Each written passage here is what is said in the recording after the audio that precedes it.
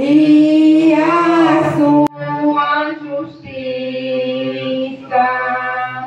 e tudo mais vos será acrescentado.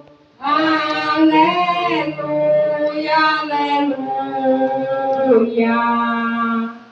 Se vos perseguem por causa de mim, não esqueçais o porquê. Não é o servo maior que o Senhor. Aleluia, aleluia. Todos, o Senhor esteja convosco. Proclamação do Evangelho de Jesus Cristo segundo São João.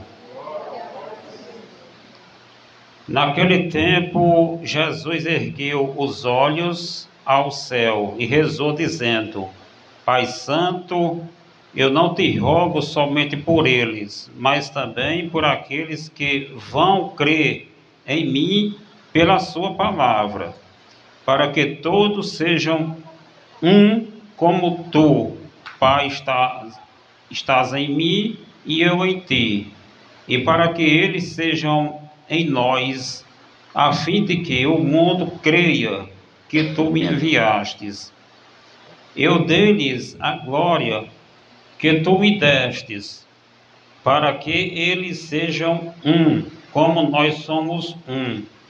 Eu neles e tu em mim, para que assim eles cheguem à unidade perfeita e o mundo reconheça que tu me enviastes e os amastes como me amastes a mim. Pai, aqueles que me destes, quero que estejam comigo onde eu estiver, para que eles contemplem a minha glória, glória que tu me destes, porque me amastes antes da fundação do universo. Pai justo, o mundo não te conheceu, mas eu te conheci, e estes também conheceram que tu me enviastes. Eu lhes fiz conhecer o teu nome, e o tornarei conhecido ainda mais, para que o mundo com que me amastes estejam neles, e eu mesmo esteja neles. Palavra da salvação. Pois bem, sentados, a liturgia da palavra celebra hoje a quinta-feira da 7ª semana da Páscoa de Jesus, né? Já na reta final da Páscoa. E Jesus, aqui na sua despedida, né, dos apóstolos, na última ceia, ele faz uma longa oração de despedida, né, dando coragem ali ou seja, pedindo a Deus que guardastes, né, livrassem do mal, do maligno que está solto no mundo, os discípulos que iriam ficar para levar a sua missão em frente, né? Ali já havia, na última ceia, tudo que Jesus havia de ter feito, ele já havia feito, né? Só faltava chegar a hora dele ir para a cruz, né? E ele viu que tudo estava se completando, estava se cumprindo, né? Estava chegando a hora, né? E ele, como ele passou por tribulação, por perseguição, né? Até mataram ele, ele sabia que ele iria para a cruz, mas logo, né? Então ele sabia que os discípulos iriam passar também por isso, né? Aqueles apóstolos, aqueles 12, né? Menos o Judas Iscariotes, que já havia traído ele, que já havia entregado ele por 12 moedas, por 30 moedas de prata, né? Mas Jesus, ele fez uma longa oração, né? Ele já havia prometido, mais atrás, que iria enviar um defensor, o defensor dos cristãos, né? Que está no meio de nós, né? Que a gente vai comemorar agora, nesse domingo que vem, que é o domingo de Pentecostes. Ele prometeu enviar o advogado dos cristãos, o advogado nós, né? Que hoje nós somos esses discípulos de Jesus, né? Ele rezou por aqueles que estavam com ele e para aqueles que surgiriam no decorrer do tempo, né? Que não ia ficar só nesses daqui. Ele sabia que esses daqui um dia iriam precisar de mais pessoas e também eles iriam partir também, assim como Jesus partiu, iriam morrer, né? E precisavam que aparecessem outros, né? Então ele pediu não só por esses, né? Que Deus os livrassem do mal, do maligno, que Deus desse força, coragem, né? Superação para enfrentar os desafios do mundo, né? Ele pediu também para nós, hoje em dia, né? Os que iriam aparecer. É só a gente ler o Evangelho para trás e para frente aqui que a gente vai compreender melhor, né? Então era um clima de despedida. Ele rezando, clamando a Deus através de uma oração que a igreja chama de oração sacerdotal, que é dividida em 3 partes, né? Hoje estamos aqui na 3ª parte e amanhã ele vai procurar Pedro, se Pedro se Pedro o amava mais do que estes, né? Ele vai fazer a pergunta 3 vezes, né? Porque antes Pedro havia negado ele 3 vezes. Então ele faz a pergunta 3 vezes se Pedro ama a ele mais do que os outros, né? E ele responde que sim, Senhor, eu te amo, tu sabes que eu te amo. Então ele vai dizer, então toma de conta das minhas ovelhas, né? Toma de conta apacenta o meu rebanho, as minhas ovelhas, né? Então Pedro, o primeiro Papa, foi o responsável, né? O que ele deixou sob a responsabilidade dele como chefe da igreja, né?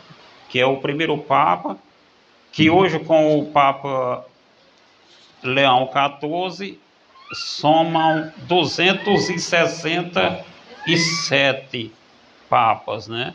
Nunca acabou e nunca vai acabar, nunca faltou, porque essa igreja fundada por Jesus, ele pediu a Deus que as livrasse, que os protegessem, né? Essas pessoas que iriam levar esta missão em frente. Ele pediu através dessas orações e também com esse defensor, esse paráclito, que é o advogado dos cristãos, que é aquele que nos fazem levar essa missão em frente, né? Que nos dá essa alegria, essa força, né? De vontade, essa disposição de vir até a igreja, de vir até a comunidade aqui do Santo Antônio, mas logo vocês irão até nós, né? Então é preciso rezar todos os dias, pedir a Deus, né? Como ele ensinou no Pai Nosso, mas livrai-nos de todos os males, né? Então aqui ele pede para que Deus proteja, livra os discípulos de todo o mal que o mundo aí está cheio, né? Então ele pede por uma unidade, que assim como Deus e Jesus foi um só em pensamentos, né? Em atitudes, eles tiveram os mesmos sentimentos, né? Pensamentos, né? Eles foram unidos assim, um só, né? E o Espírito Santo também. Então ele pede também que nós sejamos um só, que nós tenhamos os mesmos sentimentos, os mesmos pensamentos, né? E não um pensando de um jeito diferente, o outro de outro jeito, o outro de outro jeito, aí cada um vai agir do jeito que pensa. Desse jeito a igreja não vai adiante, ela se acaba.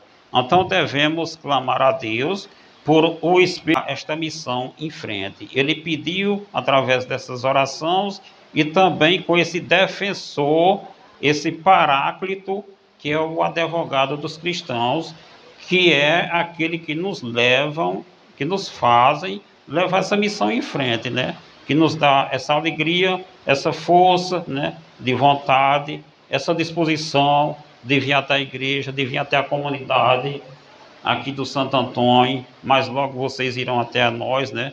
Então é preciso rezar todos os dias, pedir a Deus, né, como ele ensinou no Pai Nosso, mas livrai-nos de todos os males, né? Então aqui ele pede para que Deus proteja, livra os discípulos de todo o mal que o mundo aí está cheio, né? Então ele pede por uma unidade, que assim como Deus e Jesus foi um só em pensamentos, né, em atitudes, eles tiveram os mesmos sentimentos, né, pensamentos, né, eles foram unidos assim, um só, né? E o Espírito Santo também. Então ele pede também que nós sejamos um só, que nós tenhamos os mesmos sentimentos, os mesmos pensamentos, né? E não um pensando de um jeito diferente, o outro de outro jeito, o outro de outro jeito, aí cada um vai agir do jeito que pensa.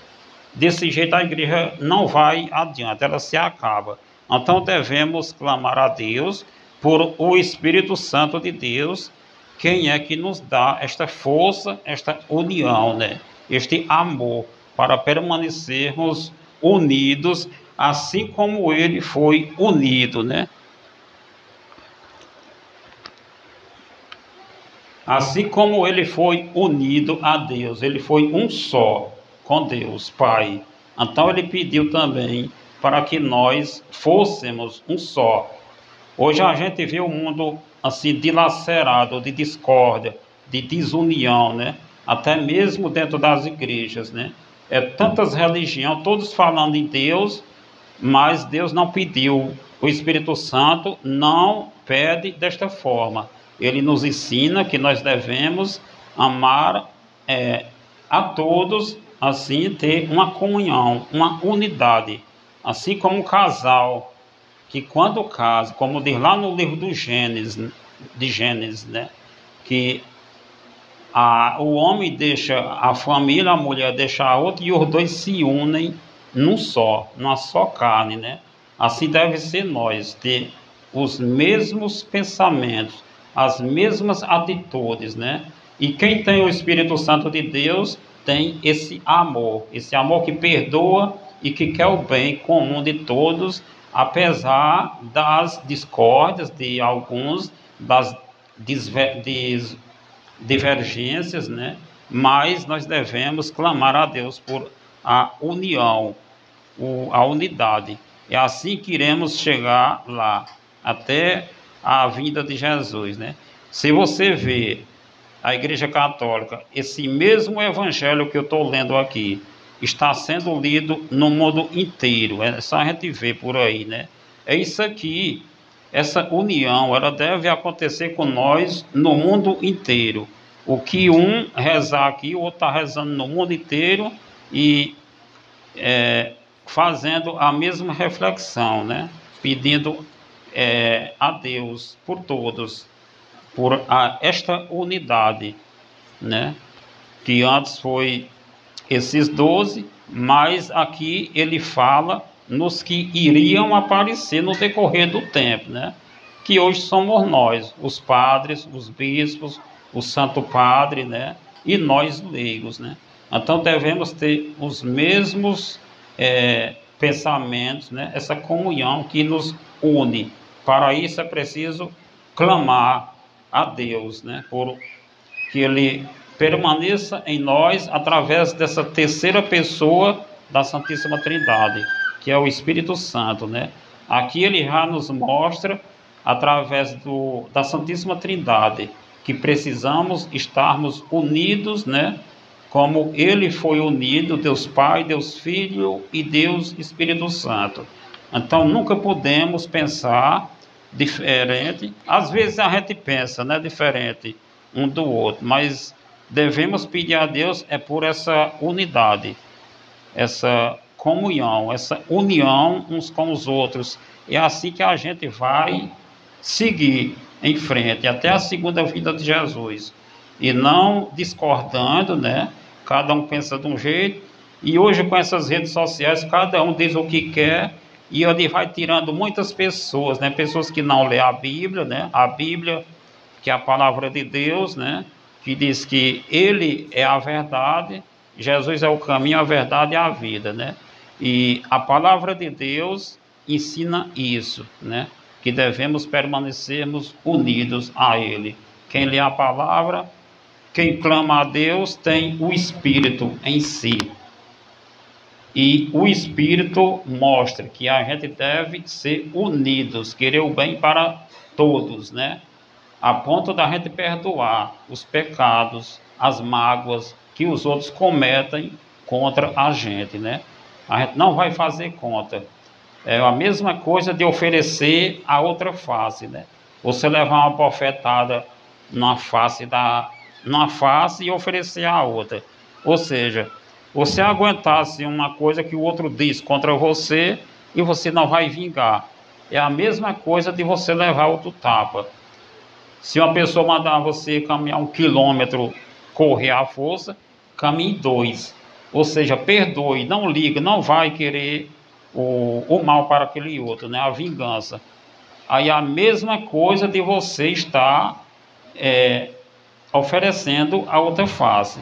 Então Deus ensina isso, né? A igreja, como diz na primeira leitura, tem essas divergências, né? São Paulo encontrou essas dificuldades, já que saduceus, eles não acreditavam em ressurreição, e os fariseus já acreditavam, né? E Paulo pregou para essas pessoas e houve uma discussão ali, né? Uma briga, mas Jesus pediu que ele seguisse em frente, né? Quando houvesse essas coisas assim, que as pessoas não quisessem aceitar, que ele fosse até outras cidades, né? Pregar essa mesma palavra e seguir em frente, né? Até os confins da terra. E quando chegasse até os confins da terra, ali havia se cumprido, né? A palavra de Deus, que ele disse que ia chegar a todo mundo, a todas as nações, né? Antes que ele viesse a sua segunda vida. Então, essa oração sacerdotal, ela vem desde de uns dias atrás aí, né? Jesus pedindo por essa unidade, que nós sejamos um. Isso deve acontecer também dentro de nossas casas, né? Se uma casa, as pessoas não se dão dentro de uma família, vira uma confusão danada, né? Uma briga, né? Então, dentro da igreja também vai ser do mesmo jeito, né? Então, lá no nosso trabalho, na nossa comunidade, na igreja, a gente deve permanecer unidos, né? Porque todos somos filhos de Deus e devemos lutar por isso, por a unidade. Assim como ele ensina no casamento. O casamento, a gente, quando o casamento é traído por um amor, os dois permanecem, os dois uma só carne, né? Como diz lá no livro dos Gênesis, né? Porque os dois têm o mesmo pensamento, o mesmo sentimento, todos vão amar e tornar um só. Pois é da mesma forma, essa oração que Jesus fez aqui é para nós tornar assim, nessa unidade, para que não haja assim confusão dentro da igreja, como Paulo encontrou quando ele pregava, porque pessoas não acreditavam, uns acreditavam em ressurreição e outros não, e houve essa confusão que fala na primeira leitura, né? Mas nunca devemos desistir do Evangelho, nunca devemos desanimar, porque tem pessoas que não acreditam, que não gostam. A gente deve, assim, levar o perdão, essa pessoa, né, a compaixão, pedir que ela se converta, que ela muda de vida, que ela volte atrás ao que ela era antes, se ela acreditou um dia, né? E aqueles que não acreditaram, a gente deve levar essa mensagem de Deus para que eles se convertam e acreditam na palavra de Deus, né? E até um dia que Jesus vier a sua segunda vinda, né? Então devemos permanecermos unidos, né? Mas é o que a gente vê, o contrário no mundo de hoje. Mas tudo são coisas que estão escritas, né? Essa discórdia, essa raiva, esse ódio que o inimigo de Deus ele joga nas pessoas assim, para as pessoas não gostar umas das outras. Mas essa é uma luta que nós devemos ter contra os prazeres da carne, né? Hoje, se a gente liga na internet, cada um diz uma coisa diferente, mesmo pregando o evangelho, mas cada um diz uma coisa diferente. E se você não conhecer Jesus, a palavra de Deus, você vai ficar assim, ou com a mente barulhada, né, ou em dúvida, ou vai deixar de acreditar no evangelho para acreditar em pessoas que querem apenas dividir, que querem apenas te tirar do verdadeiro evangelho, né? Da verdadeira palavra que é Jesus, caminho, verdade e vida. Então foi esta oração que Jesus fez antes dele ir para a cruz. Depois disso aqui, ele foi para a cruz e lá se consumou tudo, né? Se cumpriu tudo que já estava escrito. Ele pediu por esses 12, menos por o filho da perdição, que já estava escrito que ele iria trair Jesus, né? Para se cumprir as escrituras, né? Que foi o Judas Iscariotes que vendeu ele, né? Mas tudo estava escrito para se cumprir as escrituras. Então devemos ser unidos, né? A Deus Pai, a Deus Filho e Deus Espírito Santo, né? E todos nós em comunhão como irmãos e irmãs, filhos do mesmo Deus, do mesmo Pai, né? Louvado seja nosso Senhor Jesus Cristo.